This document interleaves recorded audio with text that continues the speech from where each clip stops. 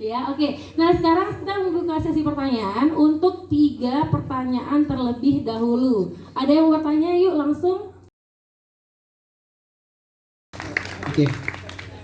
Ya. Mbak Taruna ya. Yang pertama itu jenuh ya, ketika jenuh ya. Oke.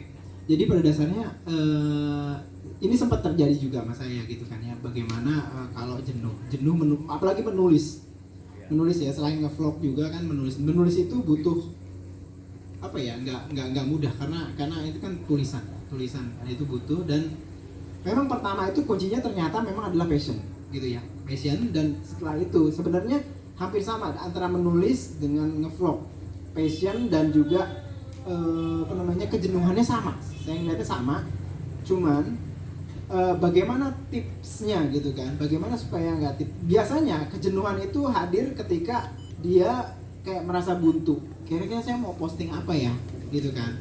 Dan inilah beberapa tips-tipsnya, mungkin bisa dilihat. Yang pertama adalah beberapa hal-hal kecil yang bagi kita itu berguna bagi kita dulu, biasanya berguna bagi kita. Oh, ternyata dengan mencari sesuatu ini berguna bagi saya.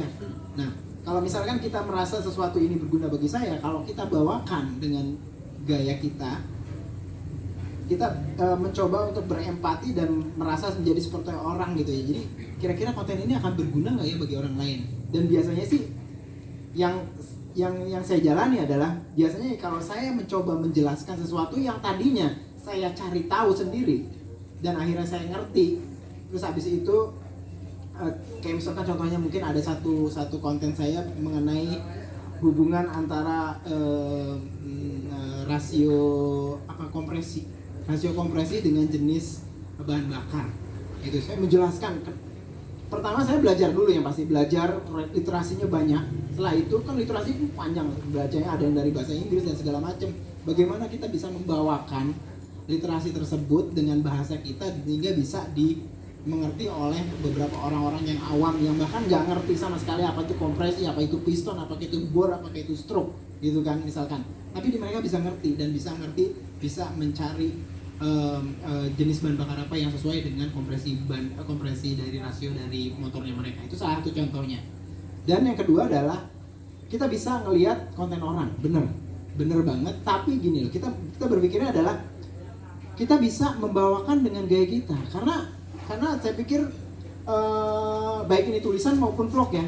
Karena saya pikir kayak misalnya ada orang nulis, kita mencoba tapi bukan copy paste ya. Kita baca, kita ngerti, kita ulang kembali tapi dengan gaya kita, tapi bukan melihat. Oh, kita ngerti, oh hujan ya. Terus gimana nih? Oke, kita lanjutkan tadi pertanyaan dari Beli Karuna ya. Yuk. Ya, tadi itu tips bagi saya. Dan ini sebenarnya sih kalau menurut saya bisa dilakukan lintas tema. Jadi kayak misalkan kuliner bisa kayak gini juga gitu kan.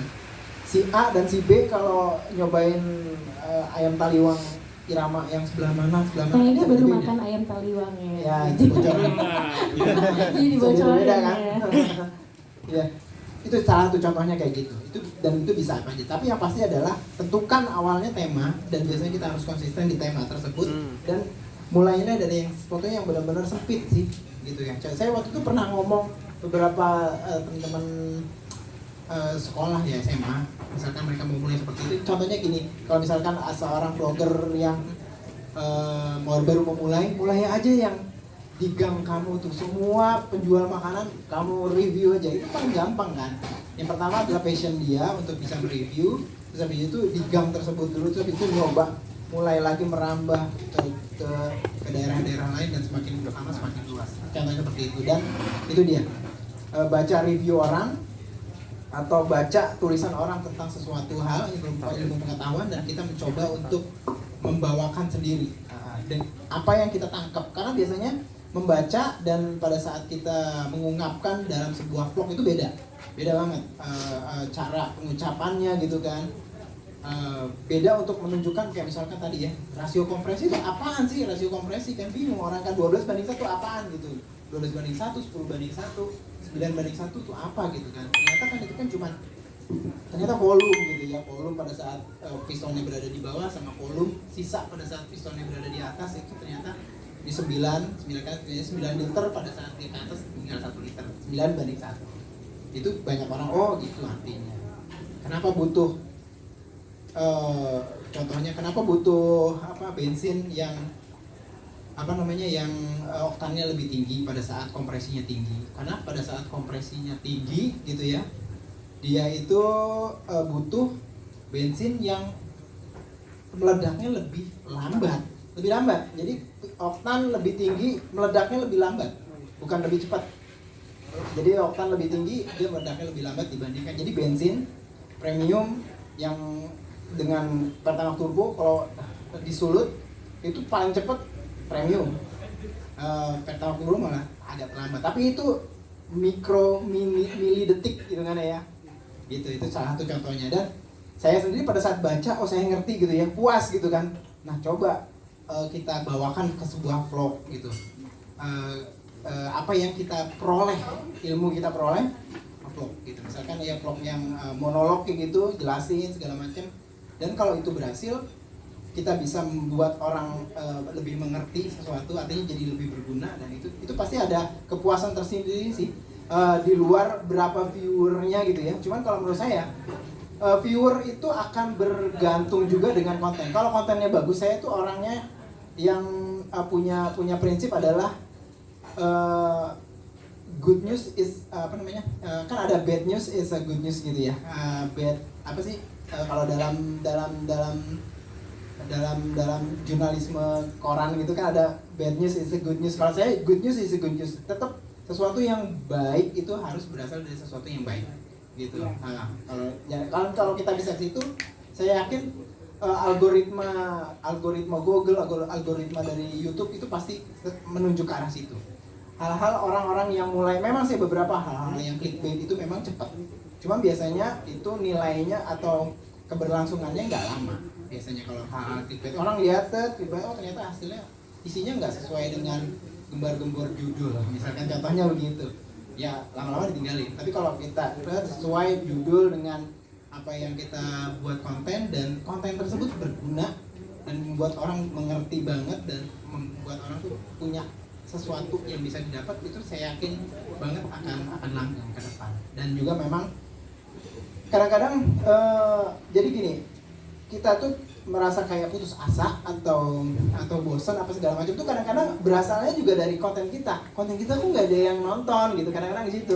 Nah jadi ini tuh sebuah kayak ini telur apa ayam duluan gitu. Jadi gitu minimal kita harus berikan aja dulu. Saya yakin kalau kita terus memberikan konten yang benar-benar bermanfaat bagi orang lain, saya yakin traffic dan juga viewer berarti kayak lebih konsisten gitu ya. Konsistensinya gitu. Tapi konsisten, tapi melakukan sesuatu yang benar-benar baik. Oke. Iya, tadi jadi ada hubungannya dengan yang saya jelaskan tadi ya, kayak misalkan menonton konten orang juga oke, nggak masalah sih kalau kita lagi buntu gitu ya. Oh gini, ternyata pasti pada saat menonton konten orang atau membaca tulisan orang, ada sesuatu yang kita sendiri tuh baru ngeh dan baru ngerti, dan itu bisa jadi konten kita sendiri karena nggak ada copyright dalam hal ide gitu. Idenya boleh sama, cuman kan penyampaian bisa beda. Memang sih alat-alat juga diperlukan, cuman biasanya kalau alatnya semakin banyak, bisa tanya Om ini kalau masalah alat ya, tanya ya. Ya, kalau makin ribet pada saat editing segala macam. Dan biasanya kalau vlogger-vlogger yang ini biasanya memang ponsel aja. Saya sendiri sih banyak banget saya ponsel. Cuma memang butuh ponselnya, memang spesifikasinya RAM sih. Umumnya sih lebih ke RAM, dan juga ini ya merek sih pada dasarnya sih bisa apa aja ya. Cuman asal RAM-nya besar, kayak misalnya saya pakai 16 GB yang saya pakai udah 2 tahun. Terus habis itu internal ROM-nya 1 TB. Ya kan? Jadi banyak, bisa banyak dan bisa kuat pada saat rendering gitu kan, rendering. Saya pakai KineMaster dari udah 2 tahun saya pakai KineMaster, nggak karena butuh sesuatu yang benar-benar kita familiar dan kita merasa mudah. Karena ini kalau kita merasa sulit itu jadi handicap pada saat kita mau bikin. Oh susah banget nih ngedit video kan, cari yang gampang aja deh. Kalau misalkan yang gampang apa TikTok Iya, Iya. kita bisa juga. Kita juga bisa pakai ini. Iya, anak TikTok, anak Kayak TikTok. cut gitu. Kayak misalnya saya juga belajar kadang-kadang sama anak saya, ini apaan nih, dia pakai VN apa yang namanya deh? Iya, VN, ada yang pakai VN. Anak saya tuh, saya cobain VN, nggak bisa saya, ribet kan? Ya udah, saya tinggalin. Saya pakai yang fokus kayak yang saya bisa. Cuma biar teman kan KineMaster kan juga kan berkembang kan, ya filternya juga nambah setiap berapa bulan dia nambah dan itu yang bisa kita ini tentukan. Tapi kalau kita mau mulai ya jangan buat pada saat kita belajar sistem editing baru itu mengganggu yang udah kita biasa. Pada saat misalkan kita dengar Vegas bagus, teman-teman banyak yang pakai kan Vegas bagus gini, oke.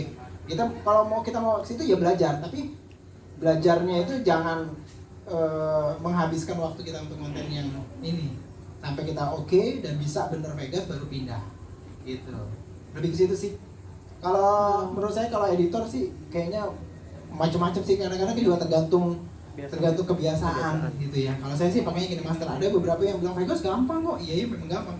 Kalau udah biasa. Tapi kalau saya sih saya ogah, nggak mau saya belajar lagi gitu karena udah itu akan jadi handicap nanti kalau saya belajar lagi.